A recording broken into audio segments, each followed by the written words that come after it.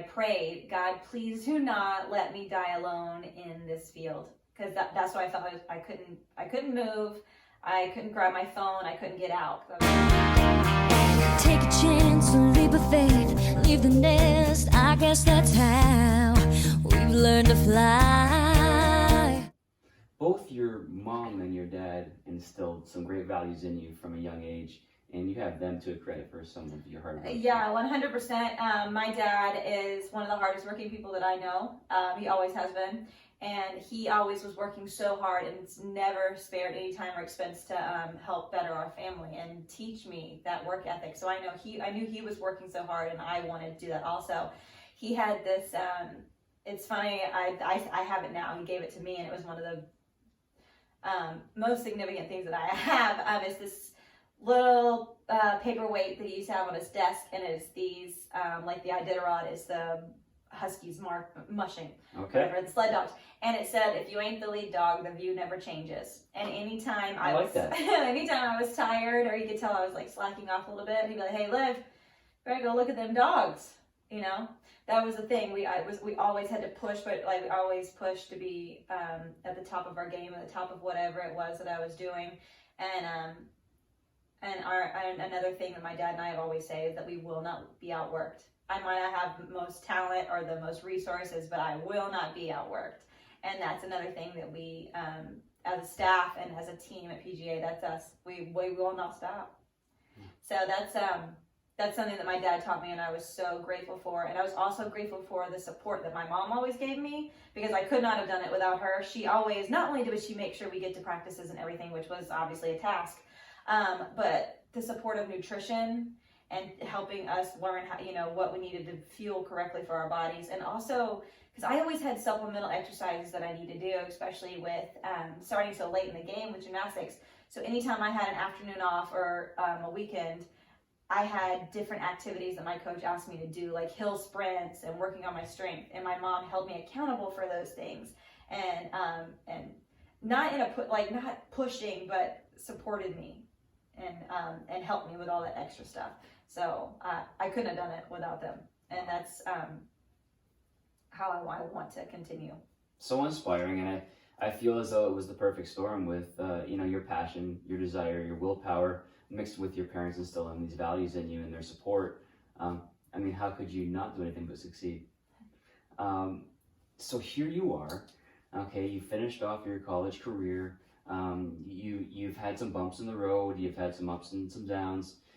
Sounds like you've taken the positives though and turned them into negatives. Where do you go from here? You told me that you left off with a sour taste in your mouth. Yeah, so when I graduated college, I still nothing to do with gymnastics. I was working, I had made the choice with my major. I was working with my dad and my mom, and they own a resort in the Pisgah National Forest in North Carolina. Sounds beautiful. So yeah, it is gorgeous. So I was helping them, and like helping with marketing and stuff, and like I said before, I don't mind working. I'll do whatever. But my mom could tell that I didn't have a passion for that, and that something was missing, that I was just kind of doing it because that's what I said I was going to do.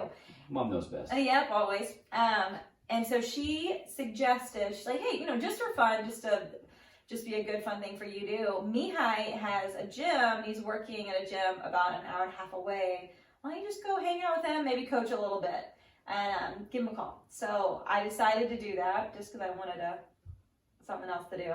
And I ended up, I don't even think it was a month later, taking a full-time coaching position and moving over to Hendersonville, North Carolina, and coaching with my old coach that I love so much.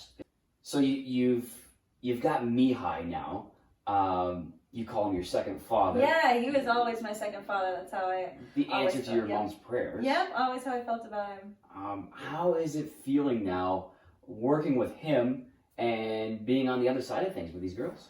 Yeah, it was definitely different. I mean, I love that Mihai and I had such a great respect for each other because he knew my work ethic. I knew his work ethic and his morals and his vision for coaching. And so when I first started, I was so excited because he had these 7 little girls that were absolutely incredible. He had built them up from pre-team up, and so talented and just absolutely incredible. And I thought I was just going to slide on right in and work with him. And I was like, oh, we got to have an elite program. This is it. My first year coaching. And he was like, woo, Liv, hold on now. He's like, you need to learn the basics and you need to prove yourself. And you've got to come up with your own coaching philosophy. You've got to earn your keep. Yeah. So he was like, there's 11 little girls over there that they don't have a coach right now. And they were struggling, the little ragamuffin little group, and I love them so much. They couldn't even make their state meet score for level 4. They were working as hard as they could, but it just wasn't happening.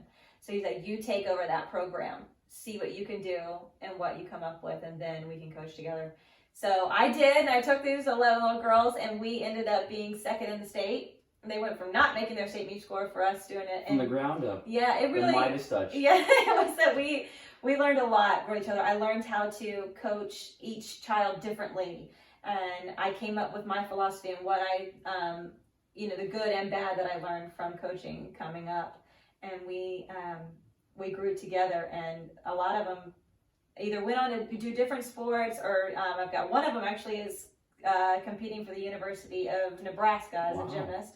But they're all still friends, and I still talk to them. I love hearing like what they've got going on. I just got invited to their weddings, and one of them just had a little baby, and it was great. It was the best start, and I will never forget that team and what came out of it, and that I learned how to coach and what I wanted, what I saw my vision from those 11 kids. It laid the groundwork for things to come.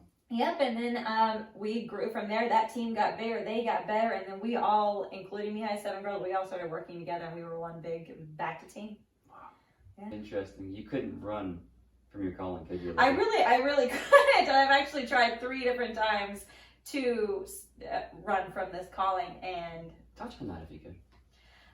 So I, obviously with the college, that was the first time I did it, and then the second time, I had been coaching for 6 years with Mihai, and I decided to take it a step further. And I was talking with my friend and business mentor, coaching mentor, I don't know, everything mentor, Christy Phillips Bannister, who was a big time gymnast in the 80s.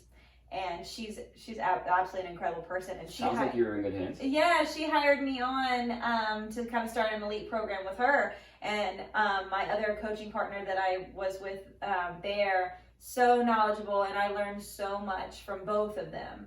So we were, the two of us, like he had his knowledge and his abilities mixed with my creativity and a little bit of pink and sparkles. That was great, and we worked together so great, and had so much success, and that was only for a year. Now, a dynamic duo. Yeah, it really was, and much to my dismay, and honestly, not listening to Christy and my body, mentally and physically, I was burning the candles at both ends, and I burned myself out in about a year and a half, and I thought that this wasn't for me, and I also was not able to express myself enough, like what I thought, and I just always kept thinking that I was wrong, and that there was no place in the elite world for the way I wanted to do things, the creativity and the fun, and I decided to give it up, and I actually moved to Ohio. I don't want to say that was a bad decision because of what's come from it, but yeah, I definitely played that scenario in my head because I was at a very, very good position, and had a lot going for me there, and I know. So moving to Ohio opens a new chapter for you. Yeah. Performance gymnastics. Yeah, well, I didn't go straight to there, but because I had taken about 6 months off coaching. Yeah, because I had given that up again. I was like, maybe this just isn't for me. It's not.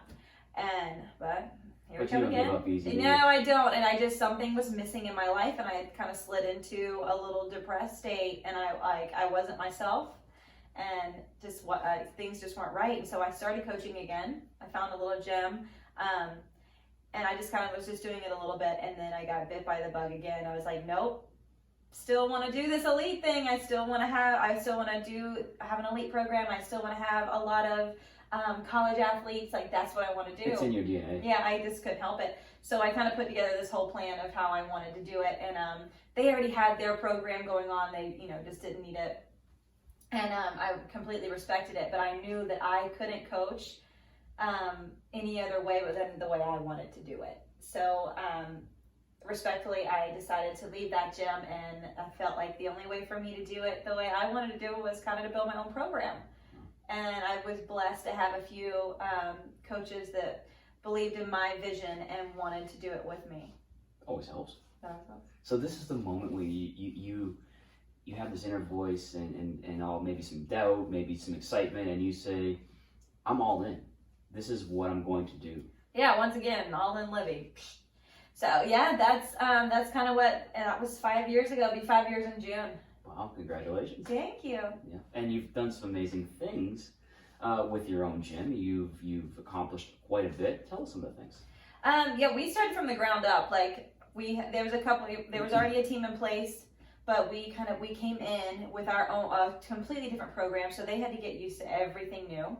It was a very small team, and it has just grown from there. Like we knew that our vision was going to work, and the way that we wanted to train, and the fun and the love and the pink and sparkles was going to mix well with a strict conditioning program and attention to detail, and it did, and it's slowly risen up. And then last year we went 3 for 3 for level 9 Macon Nationals, which was been my goal for so long. We finally kind of saw the program just like go up, and now I see so much from that, and then we're like, hey, it worked. And it did. Wow. Yeah, the little preteens on up, we're seeing the kids that now that we started with, and we started the program, they're reaching big girl gymnastics and doing big things. And we had our first elite compulsory qualifier this year as well. I love hearing this success story. That is incredible. So it's amazing what happens when you bring all the knowledge you've acquired over the years and toss a little pink and sparkles on it. Yeah, sure. So you've done an incredible job of climbing the success ladder, using all these things, but it wasn't always sunshine and rainbows, was it? No, definitely not. I actually had a near-death experience about 7 years ago now. I was driving on a mountain road, 2-lane road, and I was hit by an 18-wheeler. I'm actually not sure even why or how I was on this mountain road. It's like a 2-lane road. Yeah, I was hit by an 18-wheeler. Wow. Really bad. So he fell on my car, and I flipped over and was completely smashed into a field. Like I was completely into the passenger side.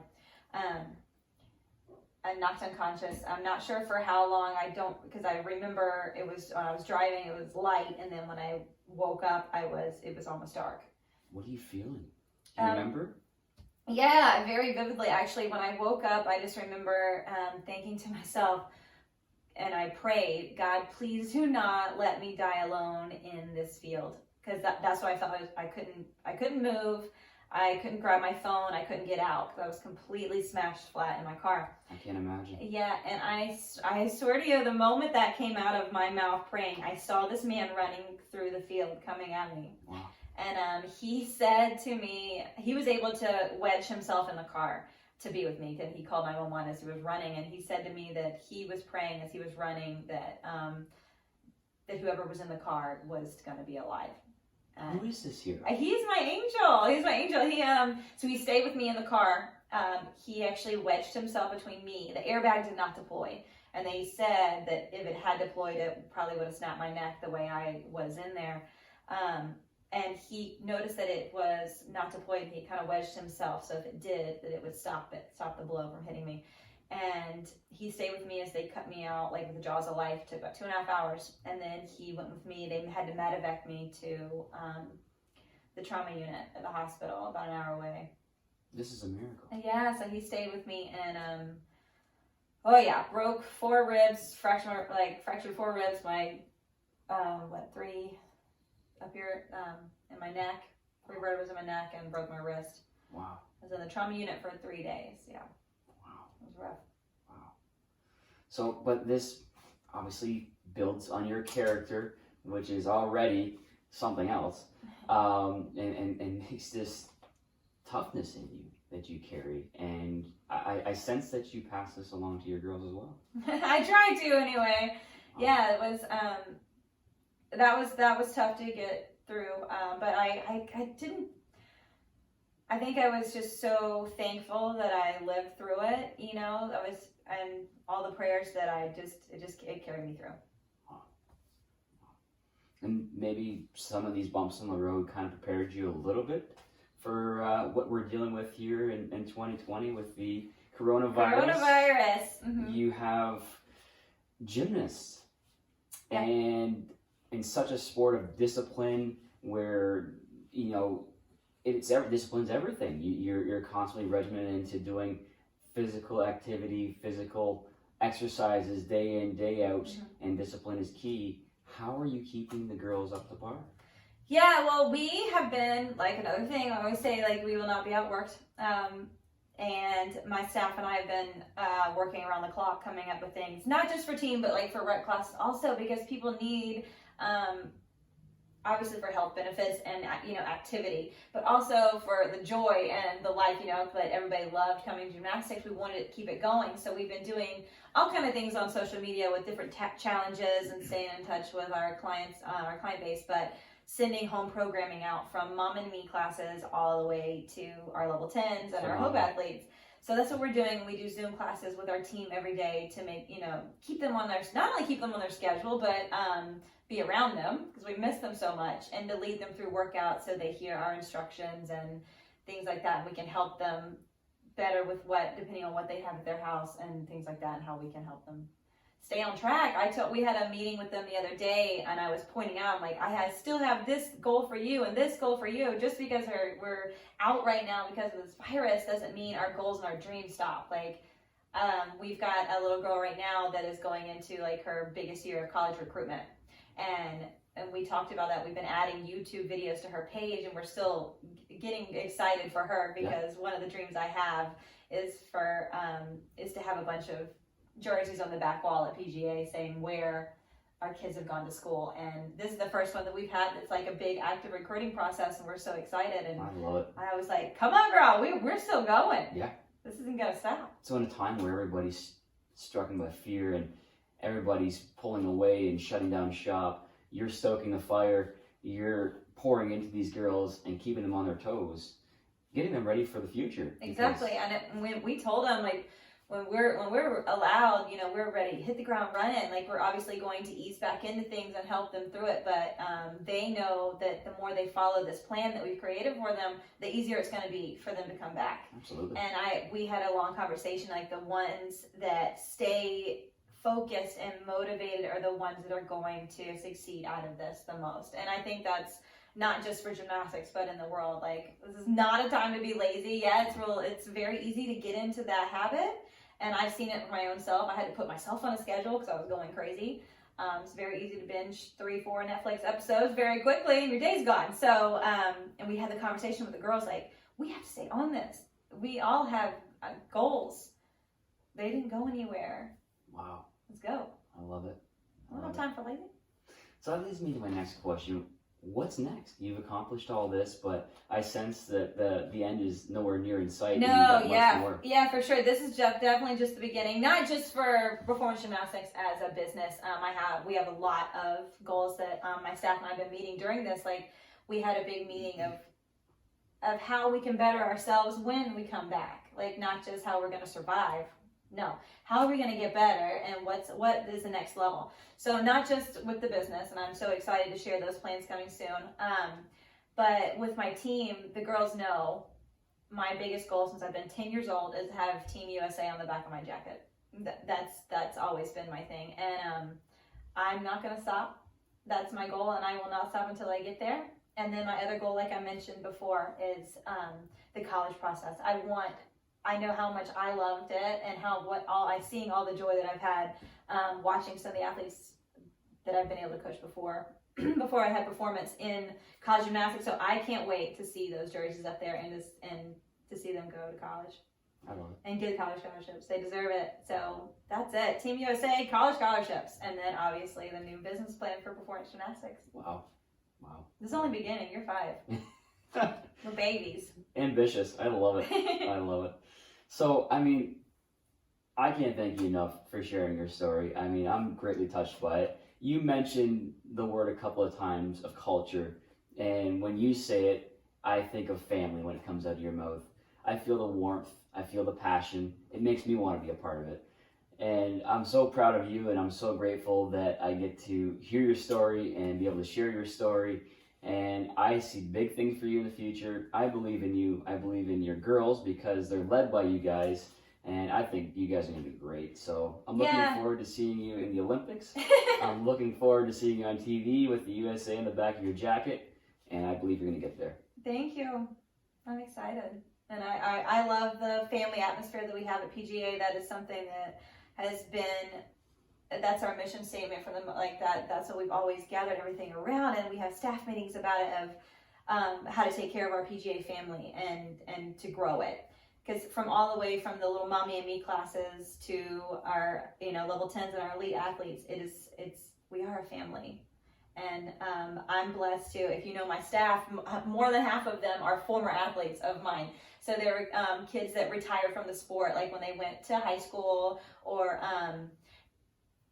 changed sports, things like that. But they didn't want to leave their PGA family, so they'll still be like running track and doing different sports because gymnastics is such a platform for different sports. So, but they still want to coach. So they come back and they coach with me because we just want to be together. I don't want to lose any of our family. So it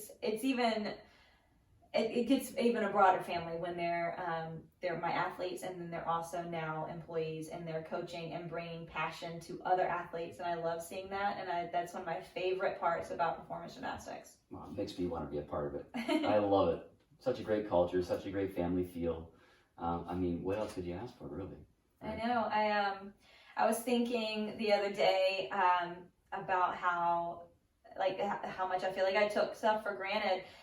Luckily, like a week or two before we closed because of the virus, I had left to go take care of my dogs at home. And when I came back, I was in the parking lot. It's like 4:30, and that's like one of our busiest times. And I sat in the car and I watched people going into the gym and how excited these little kids were, and they're like dragging their moms in the gym, and and I was like, wow, it's such a neat thing to see and to experience from like looking from the outside in of the joy that people got from coming to the gym. And I think that that's something that I don't ever want to take for granted again. That is when we come back, that is one of the things. I will not take that for granted. There probably couldn't be a greater reward. Yeah. I love it.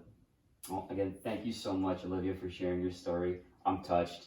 I want to be part of your family. I see big things for you in the future, and I know you're going to get there. Thank you.